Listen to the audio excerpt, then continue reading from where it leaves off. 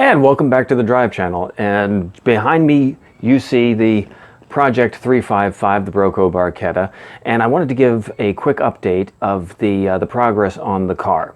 So a lot has been going on. I've done videos about other subjects, and so it's been, I don't know, what, a month and a half, 2 months since I've last done an update, so I figured it was time to do that. Things that have progressed since the last video have been quite a lot. So the shifter is now connected to the transmission.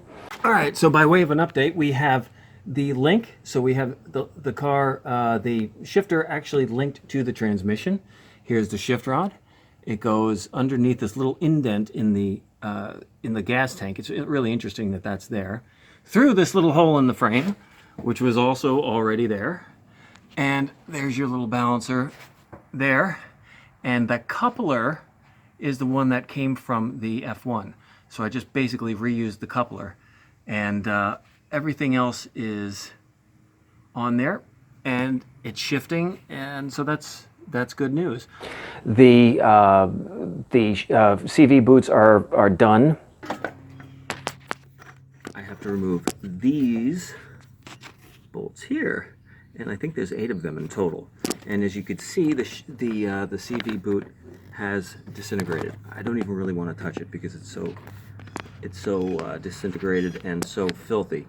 But there it is. So that's where it is. And the other side is just as bad. So this one, well, it's actually maybe not as bad, but it also needs to be replaced. So this is a lot of work, a dirty job, times 2. Okay, real quick, I saw this in the Ferrari chat. Somebody had this question. The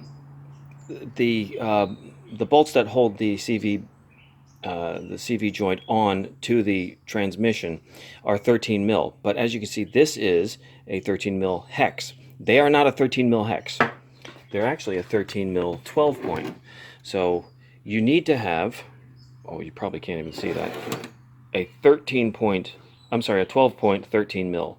It will not work if all you have is a hex.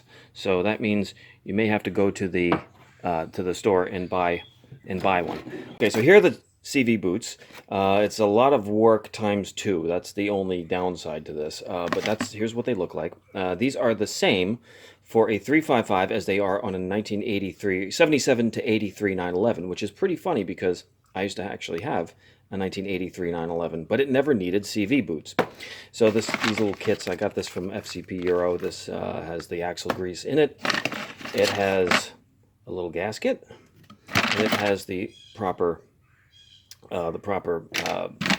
clamps, I guess you would call those. And then it has this little guy, which I'm not quite sure what that is. Hopefully that will become apparent to me as I move forward with this project. So, okay, and there is the second one in. So the first one is in and the heat shield is on. Now you may notice that the heat shield may look a little bit different than one that's typical. I saw in the Ferrari chat that someone recommended that you add a little bit of extra heat shield, and that may make the boots last a little bit longer, because the problem isn't so much that it's close to the engine, as I said before. It's actually because it's very close to the exhaust. And so if you see that the end of the boot there is tucked, I don't know, maybe 4 inches away from the exhaust here. So that is a very, very hot spot. So I followed the advice of the guys on the Ferrari chat. Who knows if it'll work, but I had this stuff laying around anyway. So I'm going to put the other heat shield on and we'll be good to go on this part of the project. I also was able to start the car, put it into gear, and I found that the clutch was actually slipping. So the clutch is now actually out of the car. All right, now here is the famous pumpkin. This is where the clutch is. This is the clutch housing. The reason why they call it a pumpkin, of course, is that it looks like a tangerine. So this has about, I think, 13 bolts or 15 bolts or something like that. The bearings in here. I don't think that these are factory bolts, so these may have to get replaced because this is kind of an aesthetic thing. But this whole housing has to come out. And inside that is the flywheel, and the clutch is actually forward of that. The only good thing about needing to do a clutch on this car is that it's probably one of the easier cars in the world to do a clutch on because of its location. So yeah, you have to take the bumper out, but you don't have to remove the engine, you don't have to remove the transmission. It's all right here behind the car. And so that's good news. The bad news is that it's expensive. This car never ceases to amaze you because here I am thinking about ways I can invent a puller to help pull this thing off of the car, and all I did was just kind of like bang it with my hand and pull it gently, and I felt the thing starting to come out, and so that was it.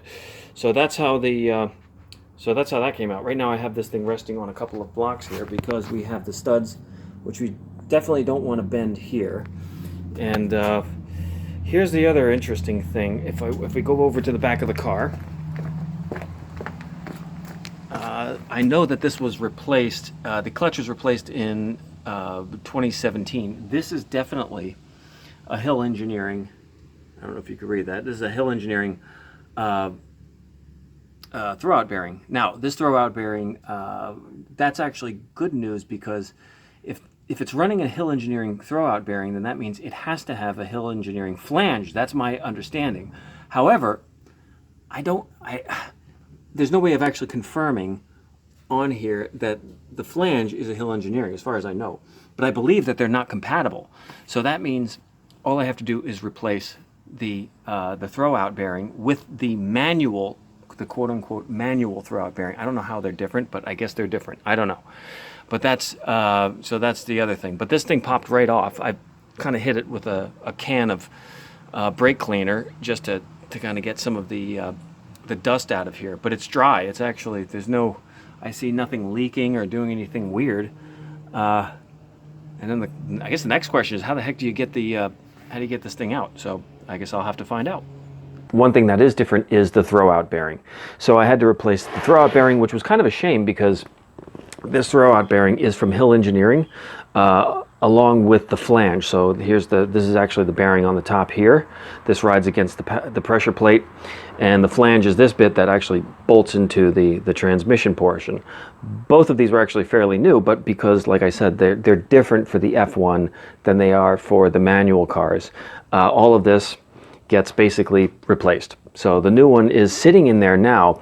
The only reason why I haven't been able to finish it is that if you look at the stoppers for the F1, it has these pins here, which the other one does not have that. In fact, it has like a little bracket which has a little that's held in place by a little roll pin.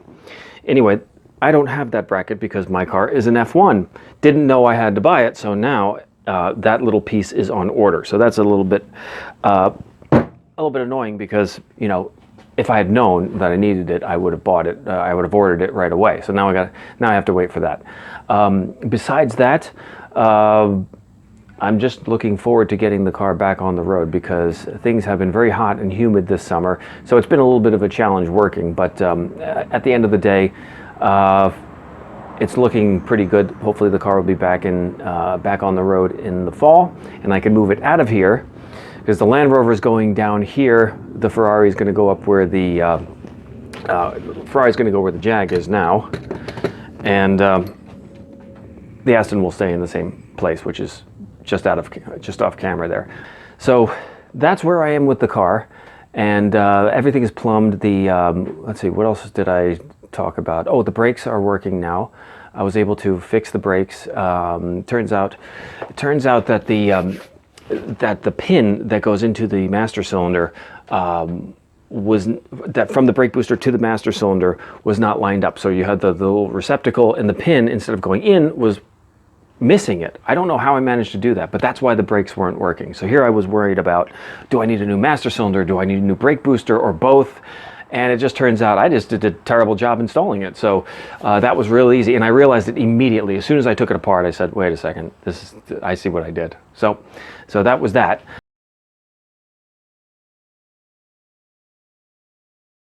Okay, so one of the good things about taking the car apart yourself is that you find things that you would have never ordinarily found. This is hiding inside the bumper. This is basically just a vacuum accumulator. Well, that's interesting. Yeah, I'm pretty sure that's not supposed to be like that. So I guess I will be breaking out the welder for that one. It has nothing in it, no gas, just air. It has these two, an air intake here, vacuum intake, and a vacuum intake there. And this seems to have vibrated itself loose because there's no accident damage around in that area or anything like that. I think it just, this is a very thin piece, and it just vibrated itself and broke. So I have to, I cleaned this up already a little bit. I just have to weld it. But the challenge here is going to be, where do I put the negative ground for the welder? Okay, and so here's the fix that I came up with. I was not able to weld the broken pieces back on. It was too close to the bottle, and I'm just not that talented a welder. So what I did was I fabricated a piece of aluminum down below. I did actually paint it because I just had to. That goes across the entire length of the bottle here. I used a little bit of flex glue just to provide it with cushion, and then the actual what's doing all of the work is this strap here, which is from a CV boot. This is not a hose clamp. This is a CV boot clamp, and this thing is going nowhere. That is a forever fix. Another top tip: if you're taking off the bumper of a 355, you'll probably remember to take off the side marker lights, because there's one on each side. You can actually see it down there. You can see the side marker light there. But you'll probably forget the license plate light, which is this one here. So I was sliding out the bumper, and sure enough, there was a wire still connected. And so if you don't remember to do that, you'll have to use one hand to hold the bumper and another hand to take the clip off, and yeah, that's not going to be pleasant. So try and remember, you actually have not 2 but 3, and this one is like really well hidden. So if you're underneath the car looking at the bumper, you'll never see this. These are easy to see. You'll never see this one because of where it is. Yeah, and so when I got the car into gear after starting it, getting the gearbox connected, the clutch was slipping. I think, at first I thought it was the clutch itself, but actually now that I'm thinking about it, I think it was the throwout bearing that I mentioned earlier. The throwout bearing is different. It's the same size, but I suspect that it was that the clutch was just not fully engaging for whatever reason. So fingers crossed, because when I pulled the clutch out, the old one was in pretty good shape. I replaced it anyway. I bought a new one anyway, but it looked like it was in very good shape. So I suspect I did not have to do that. So that's, you know, $2,300 that didn't have to spend. But the flange and the throwout bearing is also not cheap. So we're talking, yeah, we're talking what, like $4,000 or something for the whole thing. Not my favorite thing to spend money on, but hopefully, as long as you can get this car on the road by fall. Or by the end of summer, I will be very happy. So there you have it. That's the update on the Broco Barchetta on my 355 project. Stay tuned. I'm going to do some other videos coming up. Like and subscribe, and I'll see you all in the next video.